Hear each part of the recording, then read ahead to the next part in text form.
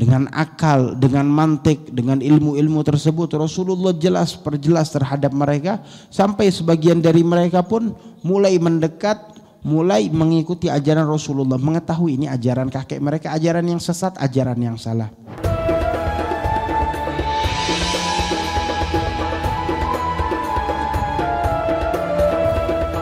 Beribadah mendekatkan diri kepada Allah Subhanahu wa ta'ala. Akan tetapi perintah tersebut diperintahkan oleh Allah dengan metode, dengan cara, dengan ajaran. Yaitu Allah memerintahkan Nabi Muhammad untuk mengajak orang berdakwah kepada Allah dengan marahil, dengan fase-fase tertentu. Tidak langsung perangi mereka yang tidak ingin beriman, bunuh mereka yang tidak sependapat, jauhi mereka ini dan itu, tidak. Akan tetapi Allah Ta'ala pertama perintahkan fase yang pertama adalah dakwah sirran, untuk mengajak orang kepada Allah tetapi dengan rahasia, dengan perlahan, tidak diumbar-umbar. Dan fase tersebut berlangsung lumayan lama, hampir kurang lebih sekitar 3 tahun. Dari awal Rasulullah berdakwah dan mendapatkan wahyu dari Allah, beliau mengajak orang masuk Islam, tetapi Islam belum tersebar. Rasulullah enggak menyebar luaskannya dengan berceramah memberitahukan, enggak, tetapi dengan perlahan. Yang pertama masuk Islam, pertama masuk rumah, yaitu Siti Khadijah, istri beliau. Awal manusia wanita pertama yang masuk Islam dari golongan wanita yaitu Siti Khadijah.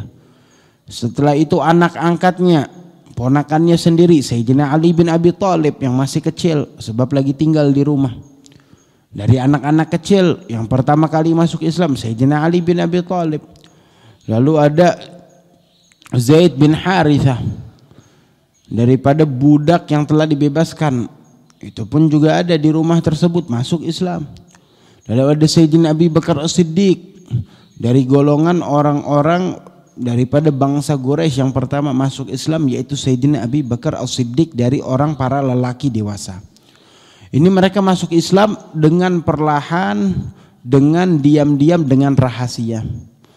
Rasulullah jelaskan apa yang beliau lihat kemarin, yang kita jelaskan dengan malaikat Jibril, perintah-perintah Allah, ayat yang diturunkan, dan bertemu dengan Waraqah bin Naufal dan dikatakan ini adalah namus yang turun terhadap Nabi kami, yaitu malaikat Jibril yang turun terhadap Nabi kami, dan engkau adalah seorang Nabi, seorang Rasul. Maka mulai masuk Islam dari keluarga dekat Rasulullah dan kawan-kawan dekat beliau, masih dalam fase rahasia. Terus Rasulullah berdakwah kurang lebih 3 tahun, masih belum ada yang mengetahui tentang Islam, hanya orang-orang sekitar beliau. Hanya orang-orang sekitar beliau.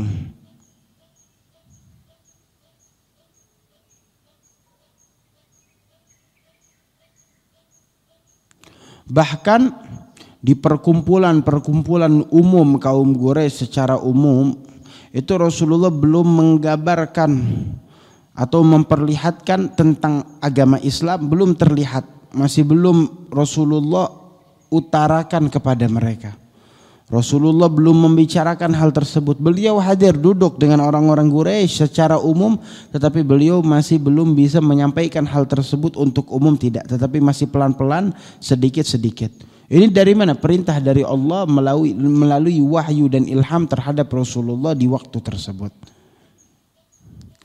Terus beliau ngajaknya kepada siapa? Beliau ngajak kepada orang-orang yang dekat dulu, seperti Sayyidina Abi Bakar atau keluarga beliau atau kawan di kanan kiri beliau yang betul-betul mengenal beliau, maka beliau ajak.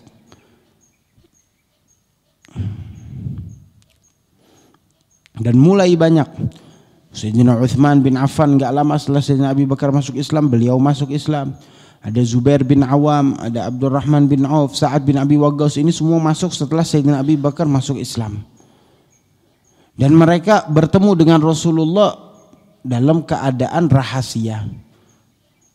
Di mana bertemunya? Bertemunya berpindah-pindah dari rumah ke rumah untuk bertemu, untuk mengkaji tentang agama Islam. Mereka dengerin dari Rasulullah dan mereka laksanakan di dalam diri mereka perlahan-perlahan dari rumah ke rumah, belum ada di tempat umum.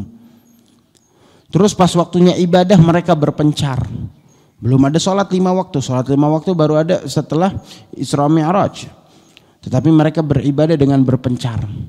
Berpencar satu sama lain di gua-gua yang ada di pegunungan kota Mekah ataupun di lembah-lembah sekitar kota Mekah, mereka berpencar untuk beribadah. Setelah itu enggak lama berkumpul lagi untuk menuntut ilmu, mendengarkan ceramah ataupun agama dari Rasulullah. Sampai mulai banyak yang masuk agama Islam, 10, 20, 30, 40 dari golongan lelaki dan juga perempuan. Sudah mulai ada gerombolan yang udah masuk Islam, udah terlihat banyak. Maka Rasulullah tepatkan kita harus punya satu rumah, satu markas untuk kita berkumpul. Untuk kita berkumpul untuk menyampaikan ayat-ayat Al-Quran. Satu rumah, satu tempat. Dicari mana rumah tersebut, maka dipilihlah rumah Al-Argam bin Abil Argam, salah satu sahabat pendahulu Rasulullah yang bernama Argam bin Abil Argam. Ini dikatakan Darul Argam. Ini di rumah tersebut banyak turun perintah-perintah Allah, ayat-ayat Al-Quran. Dan banyak sahabat mengambil ilmu itu selama 3 tahun di rumah Al-Argam, Darul Argam. Dan rata-rata yang masuk Islam di waktu tersebut itu 40 orang. Dari lelaki dan perempuan, mereka rata-rata adalah orang fakir dan juga miskin, orang-orang lemah dari bangsa Quraisy.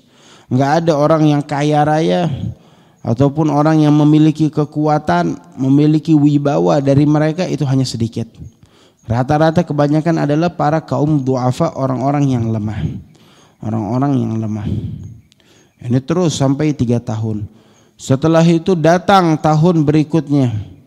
Setelah 3 tahun dakwah dalam fase rahasia, Allah Ta'ala perintahkan Nabi Muhammad untuk menjaharkan daripada dakwah beliau, untuk menjelaskan kepada segala kaum.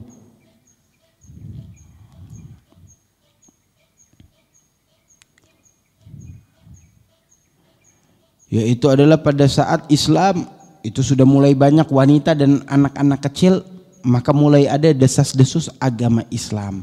Maka Allah Ta'ala perintahkan Nabi Muhammad untuk apa? Untuk menjaharkan, untuk memberitahukan bagi seluruh kaum Quraisy tentang agama Islam tersebut setelah 3 tahun.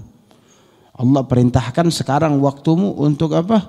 Untuk menyebarluaskan. Fasda bima tu'mar wa'arid 'anil musyrikin. Fasda, beritahukanlah kepada sekitarmu tentang apa yang Allah perintahkan kepadamu. Yang kami perintahkan, beritahukan kepada orang-orang. Sekarang waktunya untuk diberitahukan. Wa'arid 'anil musyrikin, dan jauhi orang-orang musyrikin. Enggak usah didengerin apa kata mereka. Mereka mau menyerangmu, mereka mau mengatain engkau, mereka mau caci maki engkau, enggak usah dipedulikan mereka. Jangan pedulikan kaum musyrikin, kata Allah Subhanahu wa Ta'ala. Sampaikan aja apa yang engkau tahu, apa yang diperintahkan, dan jangan engkau dengarkan atau terpengaruh dengan orang-orang musyrikin. Setelah 3 tahun, dan Allah Ta'ala nyatakan wa anzir ashiratakal agrabin wakhfid janahaka limanittaba'aka minal mu'minin. Ingati siapa? Keluargamu, orang-orang dekatmu semua, beritahukan tentang agama ini.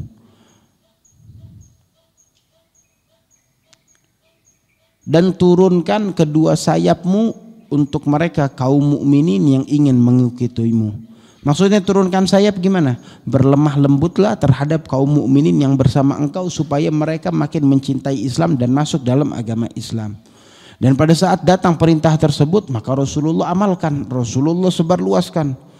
Maka Rasulullah kumpulkan kaum Quraisy. Rasulullah berdiri di atas bukit Sofa. Itu kaum Quraisy dulu rata-rata duduknya itu di dekat daripada Ka'bah. Ada tempat bernaung mereka, Abu Jahal, Abu Lahab, semua ngumpulnya di situ. Maka Rasulullah duduk di seberang mereka di atas di bukit Sofa dan katakan, "Ya Bani Fahr, ya Bani Addi, wahai kaum daripada keturunan kaum Bani Fahr dan Bani Adi, berkumpul semuanya, kata Rasulullah. Semuanya datang berkumpul. Kenapa berkumpul mendengar percakapan Rasulullah? Karena Rasulullah ini adalah orang yang disegani. Mereka tahu ini Nabi Muhammad, Rasulullah memanggil kita, berarti ada suatu hal yang penting. Berarti ada hal yang patut kita dengar. Enggak mungkin dia manggil begitu saja, enggak. Berarti ada hal yang penting. Semuanya mulai mendekat. Mulai mendekat kepada Rasulullah. Pas udah berkumpul semua, Rasulullah katakan, bahkan orang-orang yang di rumah dikatakan nggak bisa keluar, kirim orang, coba dengerin tuh ada pengumuman apa, kayaknya ada pengumuman penting. Yang nggak ada di rumah, kirim orang, keluarganya datang, semuanya berkumpul dari kaum Quraisy. Sampai Rasulullah katakan, ara'aitum law akhbartukum anna khailan bil wadi turidu an tughira alaikum akuntum musaddiqi. Bagaimana menurut kalian seandainya sekarang aku katakan kepada kalian, aku beritahukan bahwasanya ada apa? Ada rombongan pasukan kuda. Pasukan kuda berarti ini pasukan yang memiliki kekuatan yang besar sampai menunggangi kuda. Pasukan yang menunggangi kuda dengan senjata lengkap mereka datang. Dan mereka sudah ada di pesisir kota Mekah. Kota Mekah ini udah dikepung sama pasukan kuda tersebut. Nggak bisa kabur kemana-mana. Mereka akan membunuh kalian, menghancurkan kalian. Apakah kalian bakal percaya dengan omongan saya kalau saya bilang begitu? Kata mereka, ma jarabna alaika kadziban. Kata kaum Quraisy, kami ini nggak pernah dengar, nggak pernah dapetin engkau berbohong kepada kami. Yang artinya kami bakal percaya. Nggak mungkin kami nggak percaya, sebab engkau nggak pernah bohong. Gimana kami bakal nggak percaya, bakal nuduh engkau pembohong? Engkau nggak pernah terlihat berbohong atau mencurigakan. Engkau orang yang paling dipercaya. Kami percaya apapun yang kau katakan. Maka dikatakan oleh Rasulullah, fa inni nadhirul lakum baina yaday adzabin syadid. Sesungguhnya aku ini adalah peringatan dari Allah Subhanahu wa taala. Aku nabi yang diutus untuk memperingatkan kalian tentang azab yang pedih yang akan datang kepada kalian jika kalian tidak beriman. Maka berdiri Abu Lahab mengatakan, tabban laka sa'iril yaum alihadza jama'tana. Sungguh sial, sungguh bodohnya, kata Abu Lahab, engkau wahai Muhammad selama-lamanya, setiap hari engkau sial. Kenapa? Apakah karena perihal tersebut engkau kumpulkan kami, kata Abu Lahab? Apakah karena perihal tersebut engkau kumpulkan kami cuma gara-gara ini doang? Maka Allah Ta'ala turunkan ayat tabbat yada abi lahabi wa tab. Allah Ta'ala turunkan ayat tersebut. Dan setelah itu Rasulullah turun dari mimbar beliau, dari Bukit Sofa beliau turun. Beliau melihat ini nggak bisa, kaum Quraisy semuanya diajak kepada Allah. Walaupun beliau sudah berusaha 3 tahun berrahasia, sekarang disebarluaskan, mereka makin menjauh, makin kesal. Nggak semuanya ingin beriman. Maka Rasulullah katakan pada saat turun ayat wa anzir ashiratakal agrabin, Allah Ta'ala perintahkan ingetin keluargamu yang dekat-dekat. Maka Rasulullah kumpulkan keluarganya yang dekat. Ya Bani Ka'ab, wahai keturunan Ka'ab bin Lu'ay, anggidu anfusakum minan nar, selamatin diri kalian dari api neraka. Ya Bani Abdi Manaf, wahai keturunan dari kakekku buyutku Abdu Manaf, anggidu anfusakum minan nar, selamatkan diri kalian dari api neraka. Ya Bani Abdul Muttalib, wahai sepupu-sepupuku, paman-pamanku, anggidu anfusakum minan nar, selamatin diri kalian dari api neraka. Ya Fatimah, bahkan anaknya sendiri, wahai putriku Fatimah, anggidhi nafsiki minan nar, selamatin dirimu dari api neraka. Fa inni la amliku lakum minallahi syai'an ghaira anna lakum rahiman sa'uballiha bibalaha. Sebab saya udah enggak mempunyai kunci untuk menolong kalian di hadapan Allah, sebab kalian adalah keluarga saya. Maka dari itu ayo beriman, kata Rasulullah sallallahu alaihi wasallam. Terus setelah Rasulullah mulai berdakwah di fase kedua ini, yaitu dengan jahar, tetapi jaharnya nggak ada pemaksaan, yang nggak mau dibunuh, nggak. Rasulullah pertama rahasia, kedua fase kedua adalah mengajak orang dengan umum, akan tetapi tidak ada paksaan, tidak ada larangan. Yang mau mengikuti silakan, Rasulullah hanya mengingatkan. Dan balasan dari kaum Quraisy dengan dakwah tersebut, mereka makin menjauh, makin membelakangi Rasulullah, dan mereka makin mengingkari perbuatan Rasulullah di dalam berdakwah.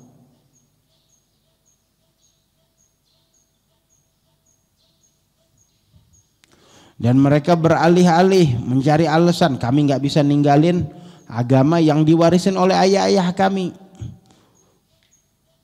Kami harus menghamba kepada Tuhan-Tuhan buatan ayah-ayah kami, kata mereka.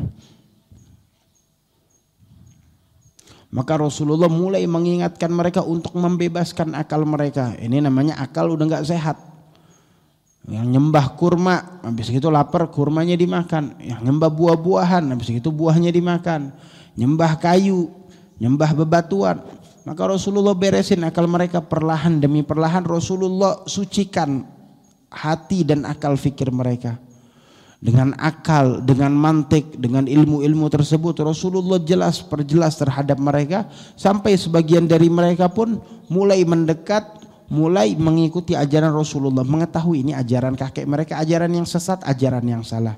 Dan pada saat mereka, sebagian besar mereka mulai mendengar Rasulullah menjelek-jelekkan Tuhan mereka, menjelek-jelekkan buyut mereka, ayah mereka, bahwasanya Rasulullah enggak menjelek-jelekkan, tetapi seakan-akan oh berarti engkau kalau ngingkarin ibadah kami, berarti engkau ngingkarin kakek kami, ayah kami, orang tua kami, engkau ingkarin amalan mereka. Maka makin gak diterima, makin dimusuhin. Ini berarti Rasulullah dikatakan terhadap mereka, mereka mengatakan terhadap Rasulullah, ini bukan orang benar. Dia datang belakangan tapi berani menjelek-jelekkan, mengolok-olok Tuhan dan juga sembahan ayah buyut kami. Ini gak benar, patut dimusuhin. Ini namanya pikiran, udah pikiran orang-orang kotor, pikiran orang-orang yang udah jauh dari kebaikan, dari cahaya. Gak mau di dalam hatinya ada kebaikan. Intinya adalah kekuasaan, intinya adalah kepopularitasan. Oh, kita populer dengan Tuhan kita kok dijelek-jelekin. Walaupun mereka tahu Tuhan mereka ini bukan Tuhan, tetapi mereka udah punya nama, tetapi udah mempunyai kebanggaan. Kok ayah kita, buyut kita dijelek-jelekin, nggak bisa. Maka mereka pun melawan, memusuhi Rasulullah karena perkara tersebut, wal'iyadzubillah. Dan makin jauh dari Allah, makin jauh dari Rasulullah karena memusuhi Rasulullah dan tidak beriman. Ini fase kedua, yaitu adalah yang pertama fase berdakwah secara sir, secara rahasia, mengajak sedikit kepada Allah, sedikit demi sedikit. Setelah itu disebarluaskan, diumumkan, tapi dimusuhin, tapi nggak diperangin. Sampai fase yang berikutnya, yaitu pada saat Rasulullah hijrah. Ini pertama 3 tahun rahasia, terus sampai Rasulullah berhijrah itu 10 tahun diumumin, tetapi nggak banyak yang masuk Islam. Sampai datang fase berikutnya, yaitu untuk memerangi mereka yang tidak beriman, yang masih melawan Rasulullah di dalam dakwah Rasulullah dan mengganggu umat Islam. Maka itu diperbolehkan untuk diperangi oleh Rasulullah sallallahu alaihi wasallam.